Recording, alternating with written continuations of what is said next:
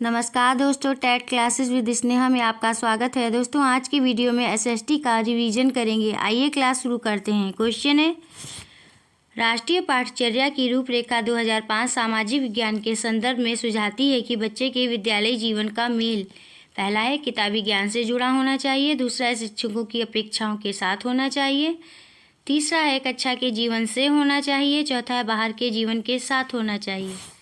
बताइए दोस्तों कौन सा ऑप्शन सही हो जाएगा। 31 का फोर्थ ऑप्शन सही हो जाएगा, बाहर के जीवन के साथ होना चाहिए।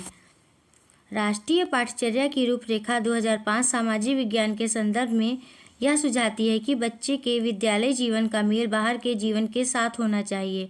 इसके द्वारा वह विद्यालयी शिक्षा के साथ साथ बाहरी वातावरण के विषय में जानकारी प्राप्त कर सकेंगे। नेक्स्ट क्वेश्चन है 32 क्वेश्चन, सबसे उचित विकल्प को चुनिए दोस्तों। उच्च प्राथमिक स्तर के विद्यार्थियों को सामाजिक विज्ञान की परियोजना के तहत क्षेत्र भ्रमण करने को कहा जा सकता है, जिससे कि विद्यार्थी व्यस्त रहते हैं और शिक्षक अन्य कार्यों को करने के लिए मुक्त हो जाते हैं। दूसरा है, यह परियोजना पूर्ण करने की अनिवार्य आवश्यकता को पूर्ण करता है। तीसरा है, यह विद्यार्थियों के लिए भागीदारी बढ़ाता है और आनंदमय होता है। चौथा है, यह अवधारणाओं और विचारों के साथ वास्तविकताओं की तुलना करने में योग्य बनाता है। 32 का कौन सा ऑप्शन सही हो जाएगा दोस्तों। 32 का फोर्थ ऑप्शन सही हो जाएगा, यह अवधारणाओं और विचारों के साथ वास्तविकताओं की तुलना करने में योग्य बनाता है। उच्च प्राथमिक स्तर के विद्यार्थियों को सामाजिक विज्ञान की परियोजना के तहत क्षेत्र भ्रमण करने के लिए इसलिए कहा जाता है जिससे कि वे अवधारणा और विचारों के साथ वास्तविकताओं की तुलना करने के योग्य बन सकें। नेक्स्ट क्वेश्चन है 33 क्वेश्चन, उच्च प्राथमिक स्तर पर भूगोल के शिक्षण के लिए निम्नलिखित में से कौन सी विधि सबसे अधिक उपयोगी है। कौन सी उपयोगी सबसे अधिक है दोस्तों। पहला है कहानी सुनाना, दूसरा है वाद विवाद, तीसरा है परिचर्चा, चौथा है क्षेत्र भ्रमण। बताइए दोस्तों 33 का कौन सा ऑप्शन सही हो जाएगा। 33 का फोर्थ ऑप्शन सही हो जाएगा, क्षेत्र भ्रमण। उच्च प्राथमिक स्तर पर भूगोल के शिक्षण के लिए क्षेत्र भ्रमण की विधि सबसे अधिक उपयोगी होती है, क्योंकि इसमें विद्यार्थी विषय वस्तु के प्रत्यक्ष रूप से देखता है, जिससे वह ज्ञान के साथ साथ वास्तविकता से भी परिचित हो जाता है। नेक्स्ट क्वेश्चन है दोस्तों 34 क्वेश्चन,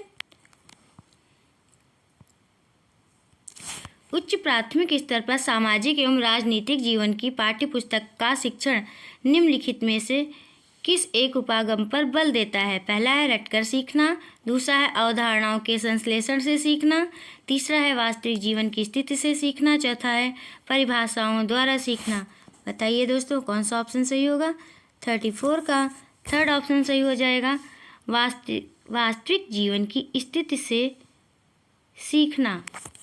उच्च प्राथमिक स्तर पर सामाजिक और राजनीतिक जीवन की पाठ्यपुस्तक का शिक्षण वास्तविक जीवन की स्थितियों से सीखने पर बल देता है या अवधारणाओं के संश्लेषण और परिभाषाओं के सीखने तथा रट कर सीखने पर बल नहीं देता है। नेक्स्ट क्वेश्चन है दोस्तों 35 क्वेश्चन,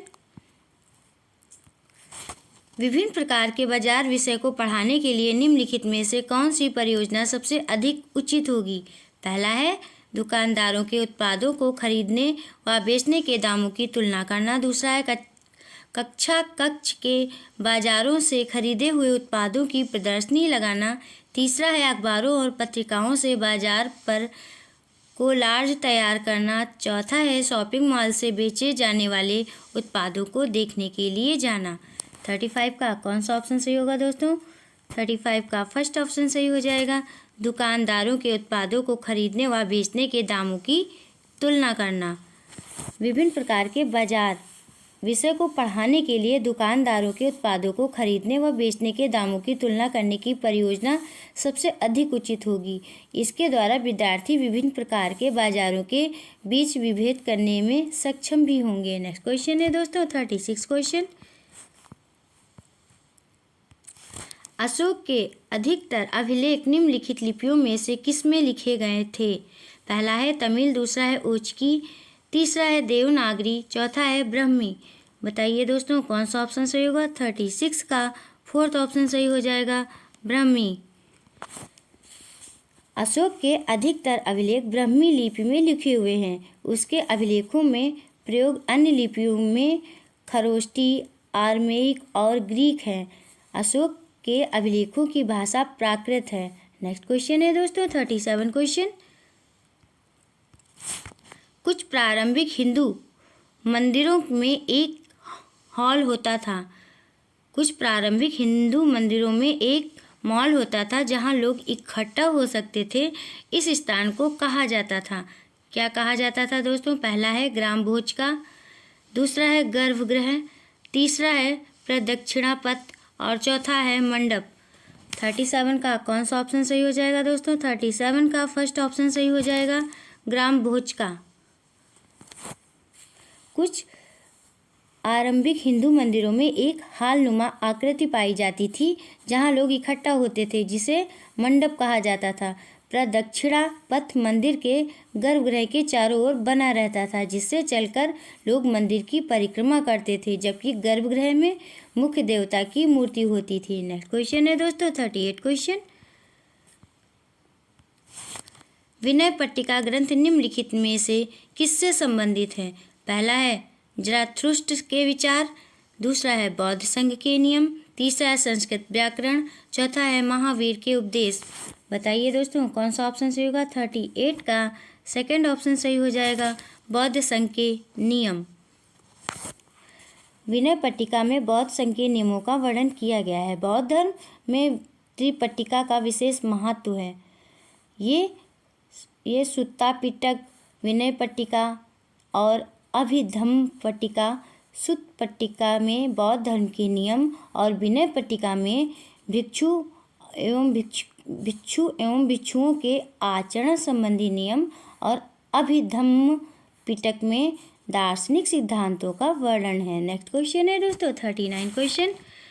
राजा हर्षवर्धन के दरबारी कवि बाणभट्ट ने उनकी जीवनी हर्षचरित निम्नलिखित भाषाओं में से किस में लिखी है। पहली है प्राकृत, दूसरी है हिंदी, तीसरी है उर्दू, चौथी है संस्कृत। बताइए दोस्तों 39 का कौन सा ऑप्शन सही होगा। 39 का फोर्थ ऑप्शन सही हो जाएगा, संस्कृत। राजा हर्षवर्धन के दरबारी कवि बाणभट्ट थे। उनकी जीवनी हर्षचरित संस्कृत भाषा में लिखी थी। ऐतिहासिक विषय पर गद्य काव्य लिखने का यह प्रथम सफल प्रयास था। यह ग्रंथ हर्षवर्धन के विषय में महत्वपूर्ण जानकारी उपलब्ध कराता है। नेक्स्ट क्वेश्चन है दोस्तों 40 क्वेश्चन। जैन और बौद्ध भिक्षुणियों के लिए आरंभिक विहार बने होते थे। पहला है मिट्टी के, दूसरा है पत्थर के, तीसरा है लकड़ी के, चौथा है ईंटों के। बताइए दोस्तों किसके बने होते थे। 40 का सेकंड ऑप्शन सही हो जाएगा, पत्थर के। जैन और बौद्ध भिक्षुणियों के लिए आरंभिक विहार पत्थर से बने होते थे। इनमें ये भिक्षु तथा भिक्षुणी निवास करते थे। इनका आकार गुफाओं के समान होता था, जो पहाड़ियों को काटकर बनाए जाते थे। नेक्स्ट क्वेश्चन है 41 क्वेश्चन। कन्नौज पर लंबे समय तक त्रिपक्षीय संघर्ष किन राजवंशों के बीच चला। किन राजवंशों के बीच चला दोस्तों, कौन सा ऑप्शन सही हो जाएगा। 41 का पहला है गुर्जर प्रतिहार, राष्ट्रकूट और चोल, दूसरा है पाल, राष्ट्रकूट और गुर्जर प्रतिहार, तीसरा है गुर्जर प्रतिहार, पाल और चोल, चौथा है राष्ट्रकूट, चोल और पाल। 41 का सेकंड ऑप्शन सही हो जाएगा, पाल, राष्ट्रकूट और गुर्जर प्रतिहार। कन्नौज को लेकर लंबे समय तक त्रिपक्षीय संघर्ष पाल, राष्ट्रकूट और गुर्जर प्रतिहार राजवंशों के बीच चला।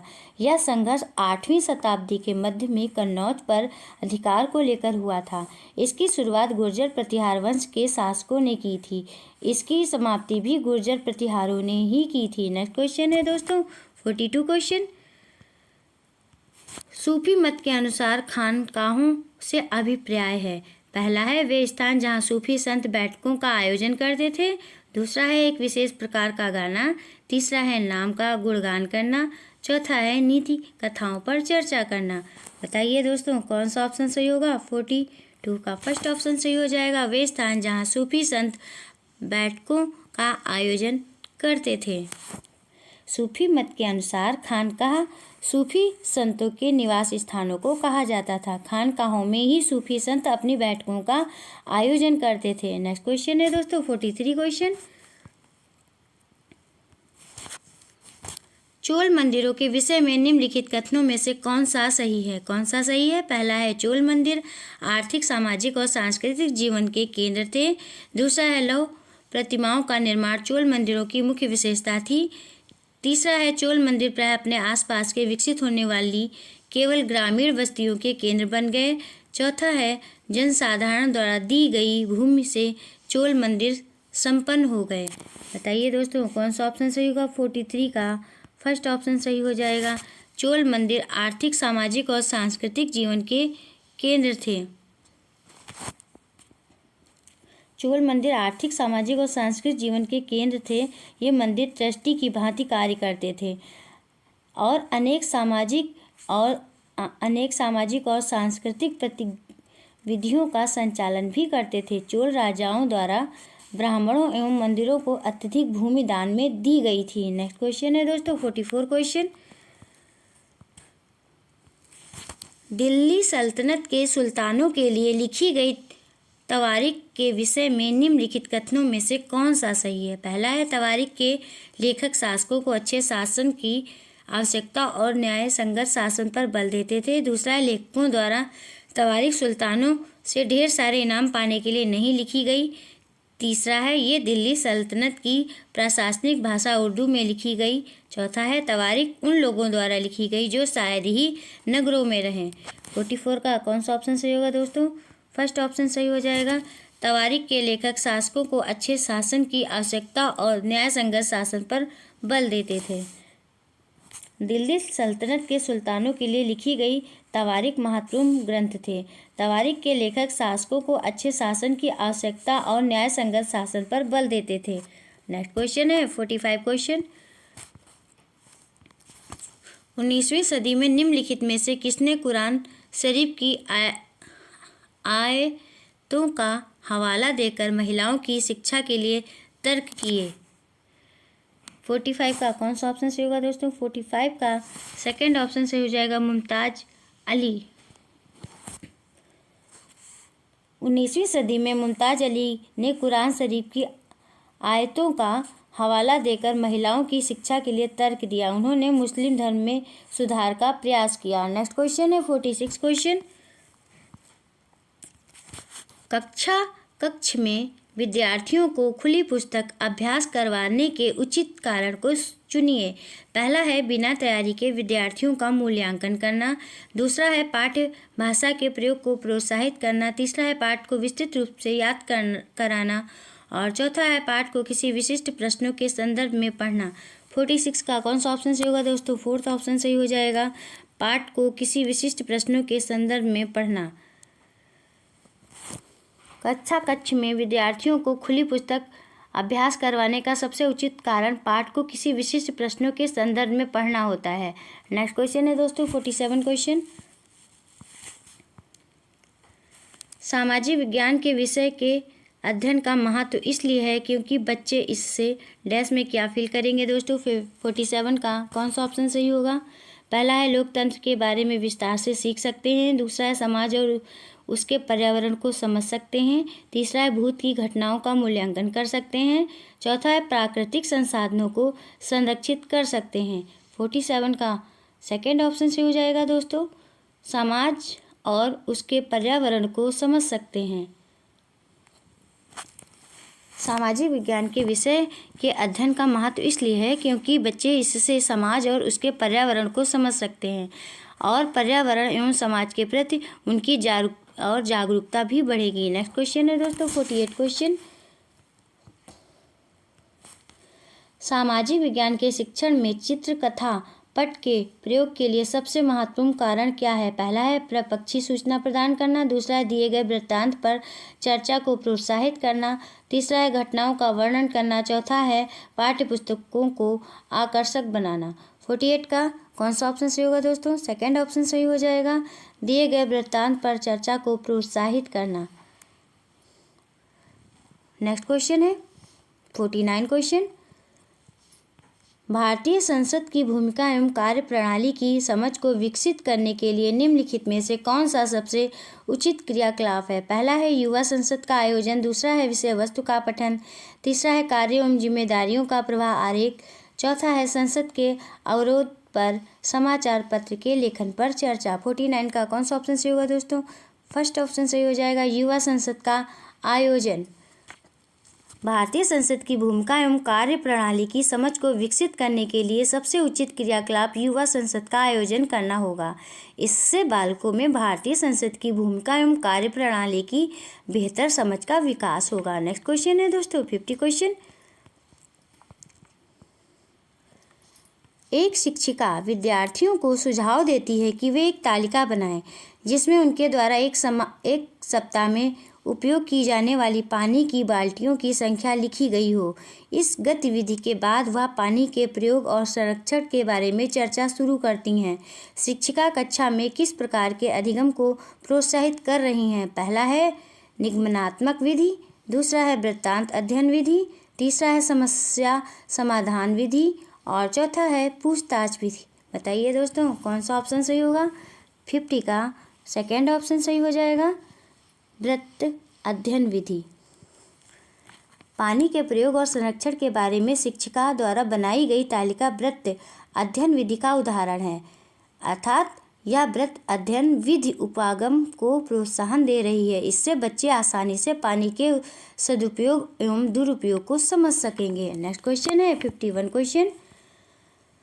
सबसे उचित विकल्प को रिक्त स्थान में भरिए। ज्ञान और विचारों को व्यवस्थित करने के लिए अवधारणात्मक संसाधनों के समय रेखा सारांश डैश में क्या फिल करेंगे दोस्तों? और डैश सम्मिलित हैं। 51 का कौन सा ऑप्शन सही होगा दोस्तों? पहला है शिक्षक प्रतिरूपण दंड आरेख, दूसरा है स्मरण संकेत समीक्षा प्रश्न, तीसरा है सूचना मानचित्र अवधारणा मानचित्र और चौथा है अन्वेषणात्मक सॉफ्टवेयर प्रश्न बैंक। 51 का थर्ड ऑप्शन सही हो जाएगा दोस्तों, सूचना मानचित्र अवधारणा मानचित्र। ज्ञान और विचारों को व्यवस्थित करने के लिए अवधारणात्मक संसाधनों में समय रेखा सारांश सूचना मानचित्र और अवधारणा मानचित्र सम्मिलित हैं। नेक्स्ट क्वेश्चन है दोस्तों 52 क्वेश्चन।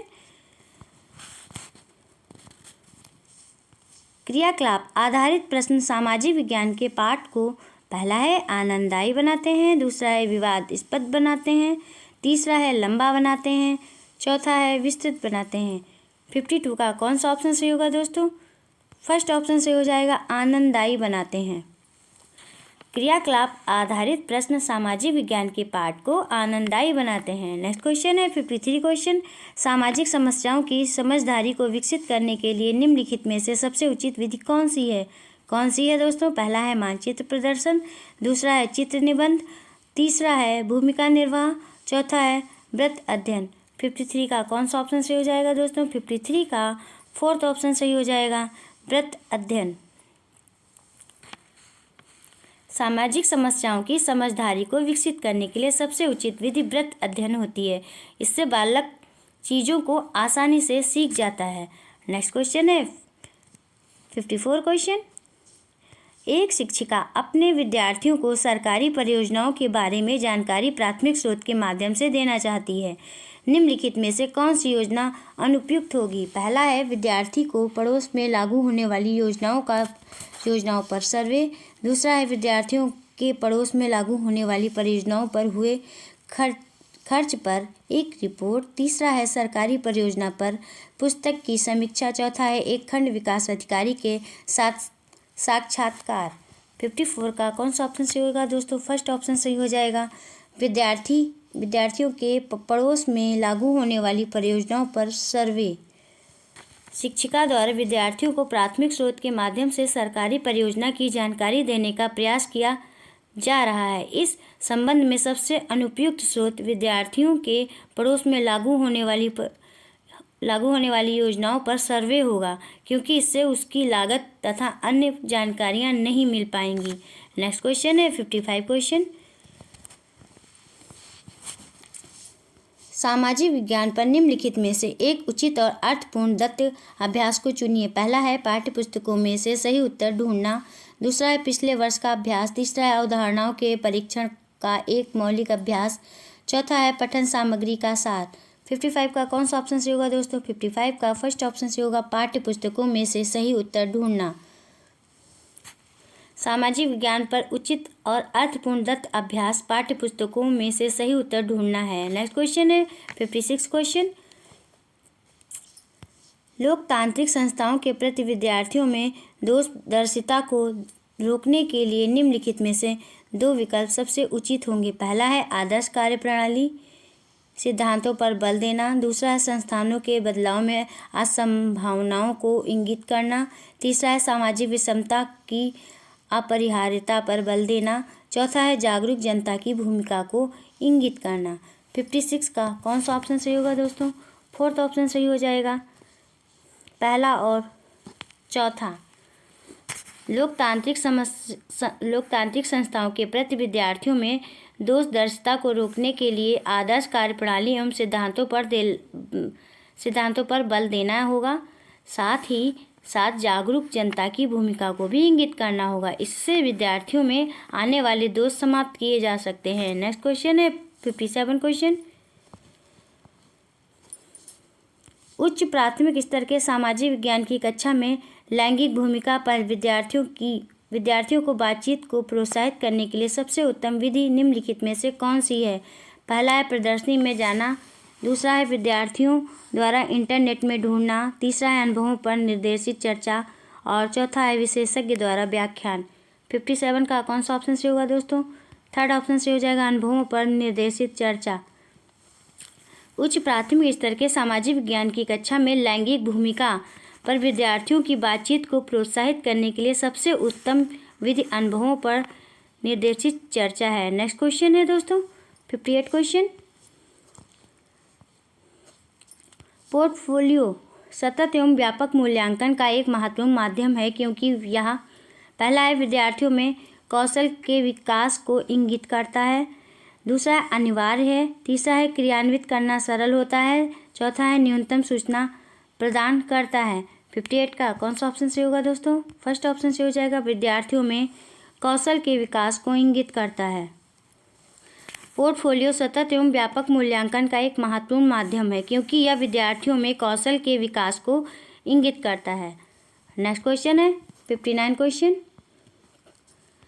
जब आप विद्यार्थियों को एक ऐतिहासिक स्मारक दिखाते हैं, तब आप उन्हें किस प्रकार के अधिगम के स्रोत से सीखने के लिए प्रोत्साहित कर रहे हैं? पहला है लेखा चित्रकला संसाधन, दूसरा है पारंपरिक लोक संसाधन, तीसरा है प्राथमिक स्रोत, चौथा है पाठ्य पुस्तक।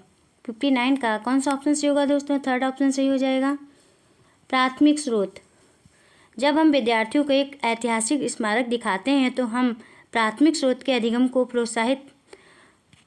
को प्रोत्साहन दे रहे हैं, क्योंकि ऐतिहासिक स्मारकों का निरीक्षण एक प्राथमिक स्रोत होता है, जिसके द्वारा विद्यार्थी उसके विषय में प्रत्यक्ष रूप से जानकारी प्राप्त करते हैं। नेक्स्ट क्वेश्चन है 60 क्वेश्चन। कल्पना कीजिए कि आपको श्रीरंगपट्टनम के युद्ध और टीपू सुल्तान की मौत के बारे में खबर देने वाले दो पुराने अखबार मिलते हैं। एक अखबार ब्रिटेन का है, दूसरा मैसूर का है। दोनों अखबारों के लिए इन घटनाओं के बारे में एक सुर्खी लिखिए। कक्षा 8 की इतिहास की पाठ्य पुस्तक में इस क्रियाकलाप को शामिल करने का क्या कारण है? पहला है ब्रिटेन द्वारा राज्य में मिलाए जाने का अभिलेख तैयार करना, दूसरा है लोगों को ब्रिटिश नीतियों के बारे में बताना, तीसरा है विद्यार्थियों में लिखने के कौशल को विकसित करना, चौथा है विद्यार्थियों में विचारों की विविधता को अवधारणा को विकसित करना। बताइए दोस्तों कौन सा ऑप्शन सही होगा 60 का? 60 का फोर्थ ऑप्शन सही होगा दोस्तों, विद्यार्थियों में विचारों की विविधता की अवधारणा को विकसित करना। कक्षा 8 की इतिहास की पाठ्य पुस्तक में दिए गए क्रियाकलाप को शामिल करने का मुख्य कारण विद्यार्थियों में विचार की विविधता की अवधारणा को विकसित करना है, क्योंकि इसमें मैसूर से संबंधित श्रीरंगपट्टनम के युद्ध और टीपू सुल्तान की मृत्यु को शामिल किया गया है। इस संबंध में ब्रिटेन के अखबार और मैसूर के अखबार द्वारा अलग अलग तथ्य प्रस्तुत किए गए हैं, जबकि विषय एक है। इससे विद्यार्थियों में विचारों की विविधता की अवधारणा को विकसित करने में सहायता मिलती है। नेक्स्ट क्वेश्चन है 61 क्वेश्चन। निम्नलिखित कथनों में से कौन सा कथन लोकतंत्र के संबंध में गलत है? पहला है, लोकतंत्र में एक शासक के पास देश पर शासन करने की संपूर्ण ताकत होती है। दूसरा है, लोकतंत्र में लोग दिए गए निर्णयों पर प्रश्न उठाते हैं। तीसरा है, लोकतंत्र में देश के नागरिकों को अपनी पसंद का नेता चुनने की छूट होती है। चौथा है, लोकतंत्र में नागरिकों को कुछ स्वतंत्रताएं प्राप्त होती हैं। 61 का कौन सा ऑप्शन सही होगा दोस्तों? फर्स्ट ऑप्शन सही हो जाएगा। लोकतंत्र में एक शासक के पास देश पर शासन करने की संपूर्ण ताकत होती है। नेक्स्ट क्वेश्चन है 62 क्वेश्चन। अभिलेखों के फलस्वरूप महिलाओं के संरक्षण के लिए नए कानून बने। निम्नलिखित प्रताड़नाओं में से किन एक के कारण महिलाओं को संरक्षित करने के लिए वर्ष 2006 में एक कानून बना? पहला है, बच्चों के साथ दुर्व्यवहार। दूसरा है, असमान वेतन। तीसरा है, घरेलू हिंसा। चौथा है, यौन प्रताड़ना। 62 का कौन सा ऑप्शन सही होगा दोस्तों? थर्ड ऑप्शन सही हो जाएगा, घरेलू हिंसा। महिलाओं को संरक्षित करने के लिए वर्ष 2006 में घरेलू हिंसा रोकथाम अधिनियम का निर्माण हुआ। इसमें महिलाओं के प्रति घरों में हो रहे अत्याचार पर रोक लगाई गई। नेक्स्ट क्वेश्चन है 63 क्वेश्चन। संचार माध्यम के संदर्भ में निम्नलिखित कथनों में से कौन सा गलत है? पहला है, जनसंचार का लोगों तक जानकारी पहुंचाना एक महत्वपूर्ण कार्य है। दूसरा है, संचार माध्यम की कार्यप्रणाली में नियमित सरकारी हस्तक्षेप रहता है। तीसरा है, विज्ञापनों द्वारा धन कमाया जाता है। और चौथा है, जनसंचार द्वारा उपयोग में लाई जाने वाली तकनीकें बदलती रहती हैं। 63 का कौन सा ऑप्शन सही होगा दोस्तों? 63 का सेकंड ऑप्शन सही हो जाएगा दोस्तों। संचार माध्यम की कार्यप्रणाली में नियमित सरकारी हस्तक्षेप रहता है। संचार के माध्यम के संबंध में दिया गया विकल्प दूसरा गलत है,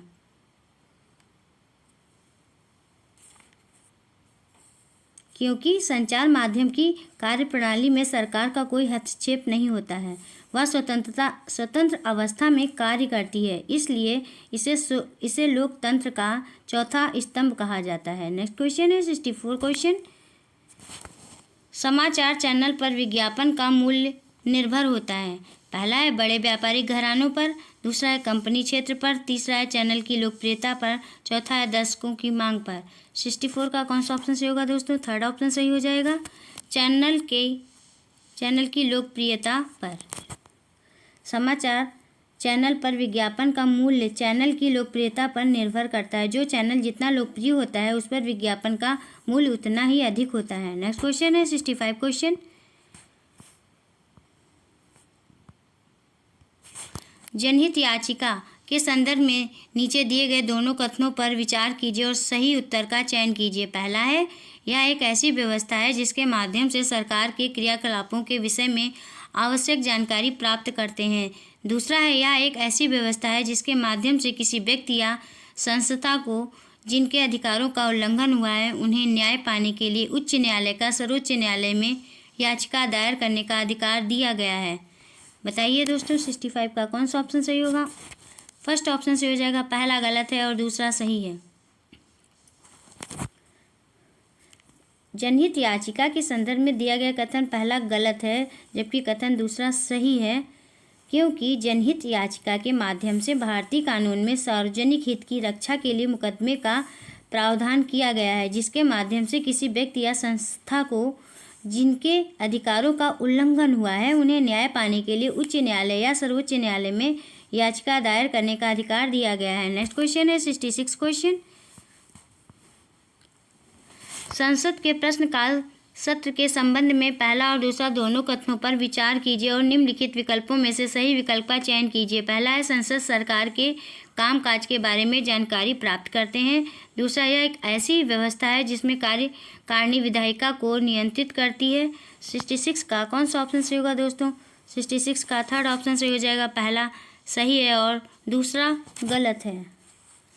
संसद के प्रश्नकाल के संबंध में दिया गया कथन पहला सही है और दूसरा गलत है, क्योंकि प्रश्नकाल के अंतर्गत संसद संबंधित मंत्री से प्रश्न पूछते हैं और सरकार के कामकाज के बारे में जानकारी प्राप्त करते हैं, जबकि कार्यकारिणी विधायिका को नियंत्रित नहीं करती है। नेक्स्ट क्वेश्चन है 67 क्वेश्चन। न्यायिक समीक्षा पर दिए गए निम्नलिखित दो कथनों पहला और दूसरा पर विचार कीजिए और सही उत्तर का चयन कीजिए। पहला है संसद द्वारा पारित किया गया कोई कानून संविधान के आधारभूत ढांचे का उल्लंघन करता है, जो न्यायपालिका ऐसे कानून को रद्द कर सकती है।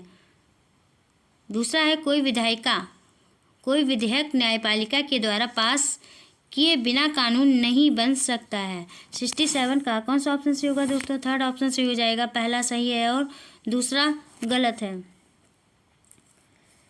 न्यायिक समीक्षा के संदर्भ में दिया गया कथन पहला सही है और दूसरा गलत है, क्योंकि संसद द्वारा पारित किया गया कोई कानून संविधान के आधारभूत ढांचे का उल्लंघन करता है तो न्यायपालिका ऐसे कानून को रद्द कर सकती है, जबकि विधेयक को पास करने में न्यायपालिका की कोई भूमिका नहीं होती है। नेक्स्ट क्वेश्चन है 68 क्वेश्चन।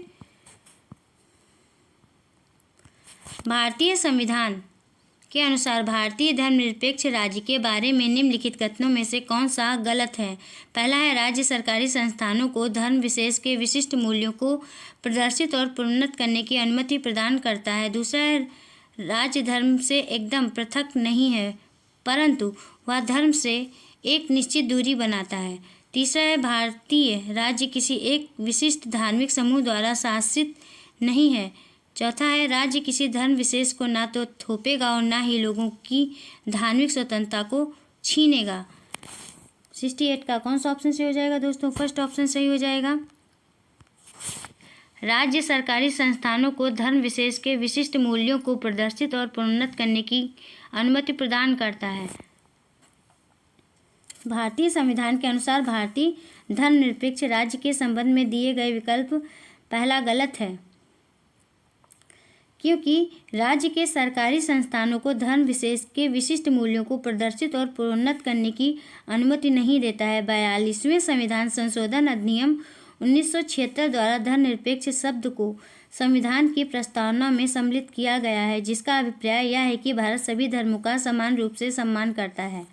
नेक्स्ट क्वेश्चन है 69 क्वेश्चन। भारतीय राज्य की सरकार किस प्रकार की है? पहला अध्यक्षात्मक सरकार, दूसरी है लोकतांत्रिक सरकार और तीसरी है साम्यवादी सरकार, चौथी है पूंजीवादी सरकार। 69 का कौन सा ऑप्शन सही होगा दोस्तों? 69 का सेकंड ऑप्शन सही हो जाएगा, लोकतांत्रिक सरकार। भारत की सरकार लोकतांत्रिक सरकार है। संविधान की प्रस्तावना के अनुसार भारत एक लोकतंत्रात्मक गणराज्य है। नेक्स्ट क्वेश्चन है 70 क्वेश्चन।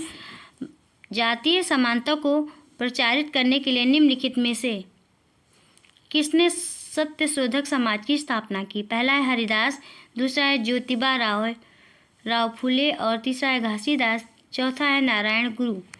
70 का कौन सा ऑप्शन सही होगा दोस्तों? सेकंड ऑप्शन सही हो जाएगा, ज्योतिबा राव फुले। जातीय समानता को प्रचारित करने के लिए ज्योतिबा राव फुले ने सत्यशोधक समाज की स्थापना 1873 में की थी। वे 19वीं सदी के महान समाज सुधारक थे। उन्होंने गुलामगिरी नामक पुस्तक भी लिखी थी। नेक्स्ट क्वेश्चन है 71 क्वेश्चन। 29 मार्च 1857 को बैरकपुर में अपने अफसरों पर हमला करने के आरोप में निम्नलिखित में से किसको फांसी पर लटका दिया गया था? पहला है सुखदेव, दूसरा है मंगल पांडे, तीसरा है भगत सिंह, चौथा है राजगुरु। बताइए दोस्तों 71 का कौन सा ऑप्शन सही होगा? सेकंड ऑप्शन सही हो जाएगा, मंगल पांडे। 29 मार्च 1857 को बैरकपुर में अपने अफसरों पर हमला करने के आरोप में मंगल पांडे को फांसी पर लटका दिया गया था। यह 1857 के विद्रोह की पहली घटना थी। नेक्स्ट क्वेश्चन है 72 क्वेश्चन।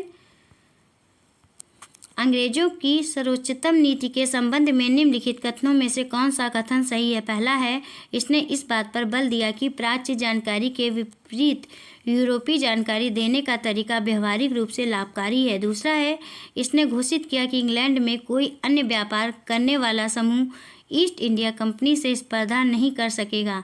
तीसरा है, इसने घोषित किया कि यदि भारतीय शासक की मृत्यु बिना पुरुष वारिस की होती है तो उसके साम्राज्य का अधिग्रहण कर लिया जाएगा। चौथा है, कंपनी का दावा था कि उसकी सत्ता सर्वोच्च है, इसलिए वह भारतीय राज्यों से ऊपर है।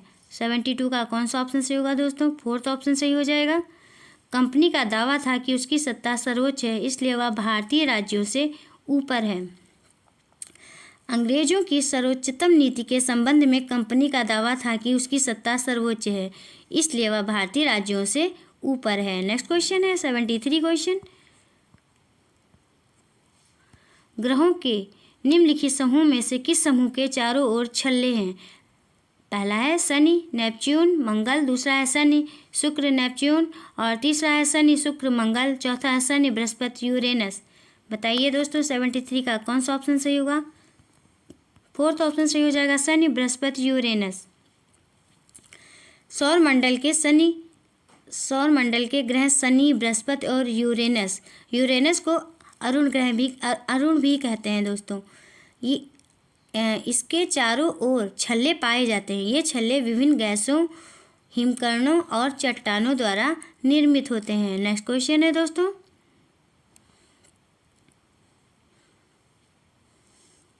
74 क्वेश्चन।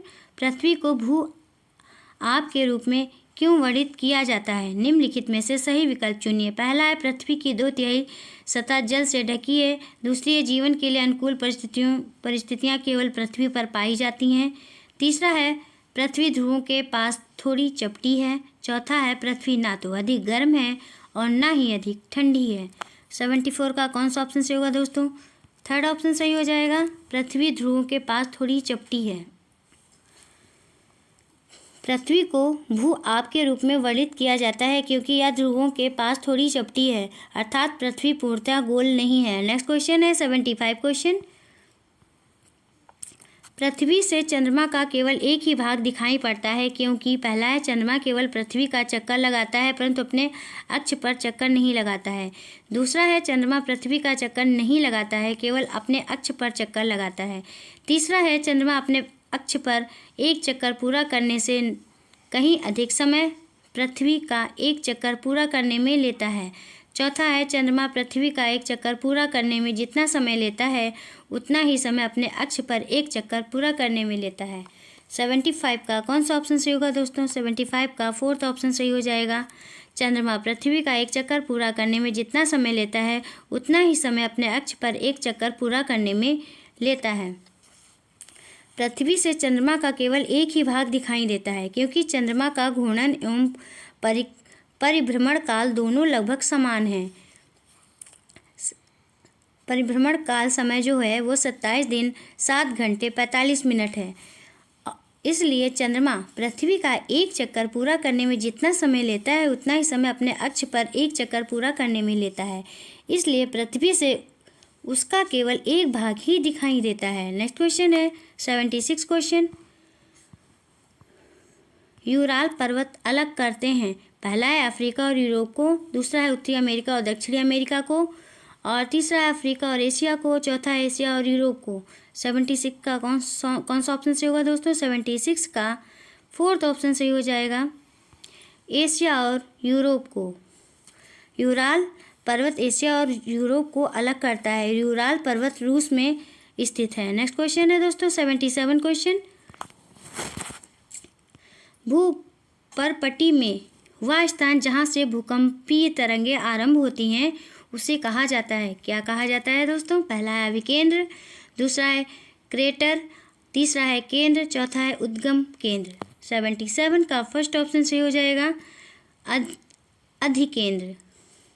भूपर्पटी में वह स्थान जहाँ से भूकंपी तरंगें आरंभ होती हैं उसे अधिकेंद्र कहते हैं, जबकि पृथ्वी के नीचे जहाँ से भूकंपी तरंगें उत्पन्न होती हैं उसे भूकंप मूल कहते हैं अर्थात फोकस कहते हैं।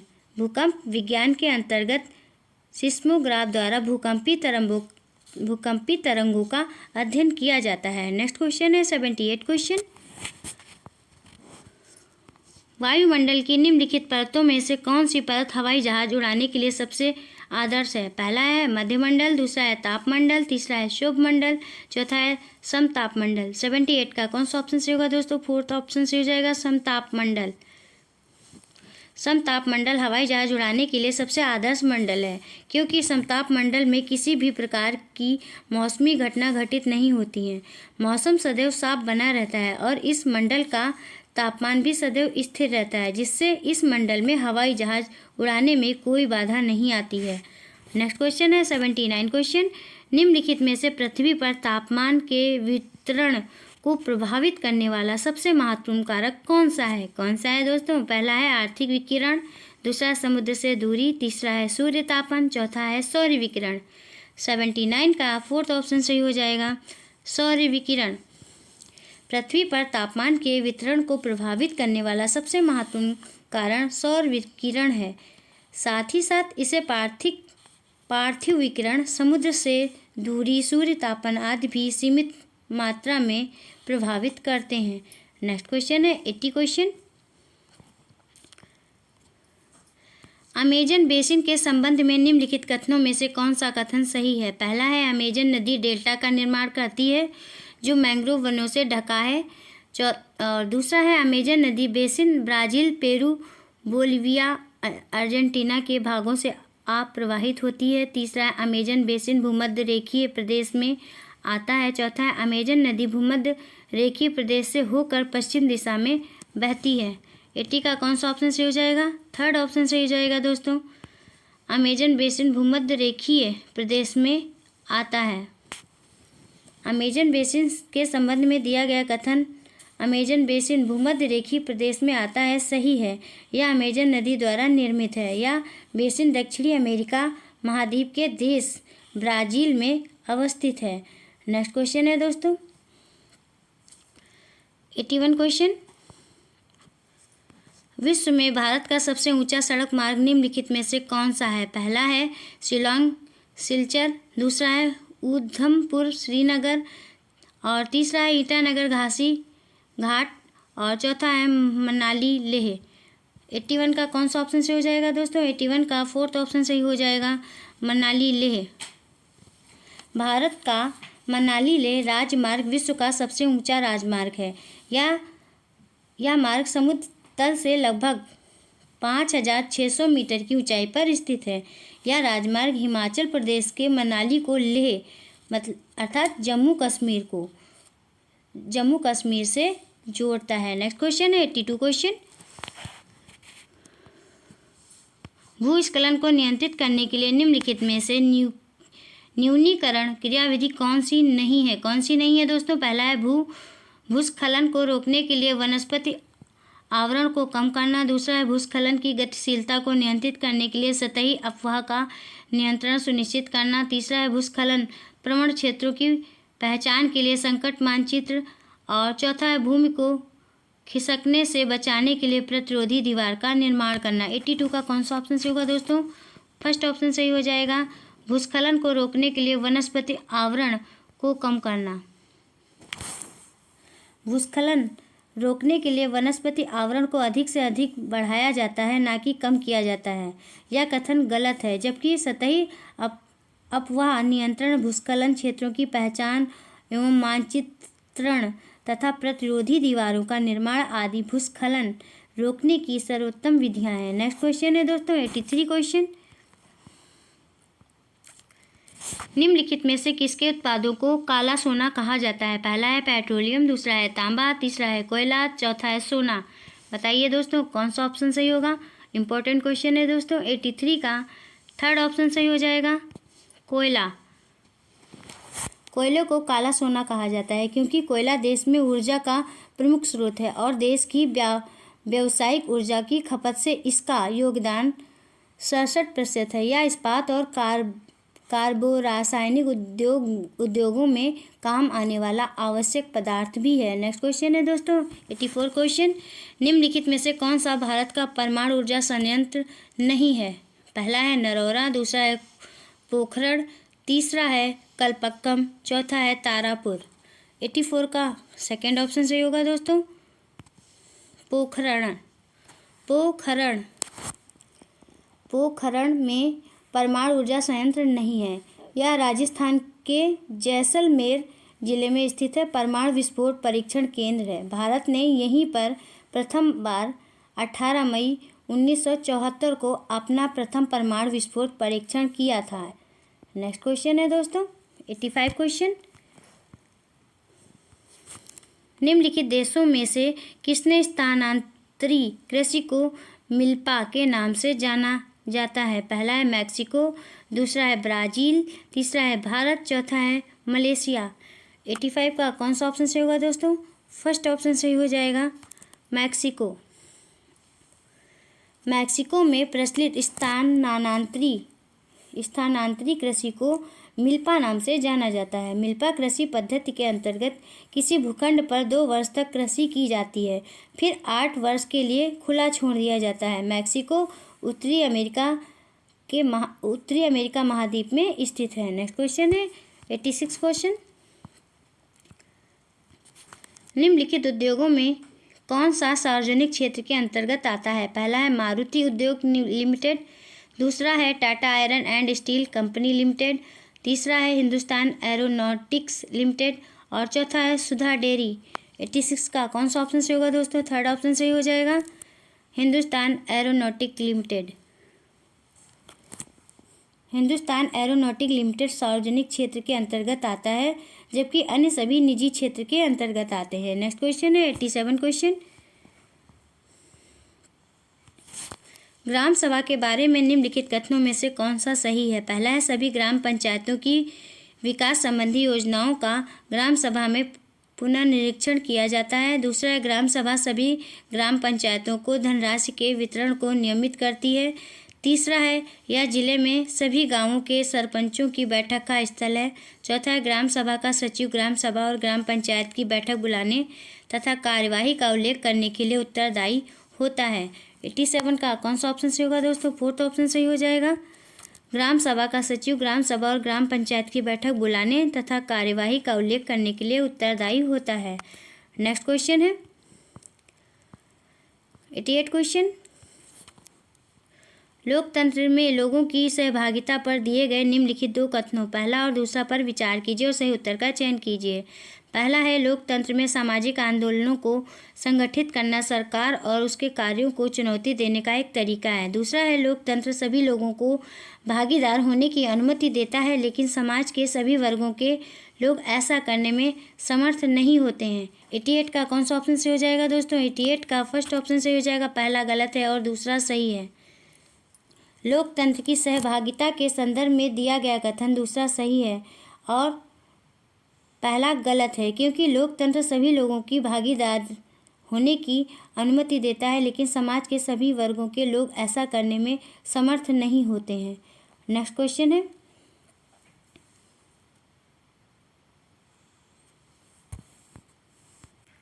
नेक्स्ट क्वेश्चन है 89 क्वेश्चन, निम्नलिखित में से कौन सा तिब्बत का राष्ट्रीय ग्रंथ है? पहला है सिद्ध सागा, दूसरा है निर्माण सागा और तीसरा है बुद्ध। पहला है सिद्ध सागा, दूसरा है निर्माण सागा, तीसरा है बुद्ध सागा और चौथा है केसर सागा। 89 का कौन सा ऑप्शन सही होगा दोस्तों? 89 का फोर्थ ऑप्शन सही हो जाएगा, केसर सागा। तिब्बत का राष्ट्रीय ग्रंथ केसर सागा है। यह कविताओं के रूप में संग्रहित एक बौद्ध ग्रंथ है। नेक्स्ट क्वेश्चन है 90 क्वेश्चन,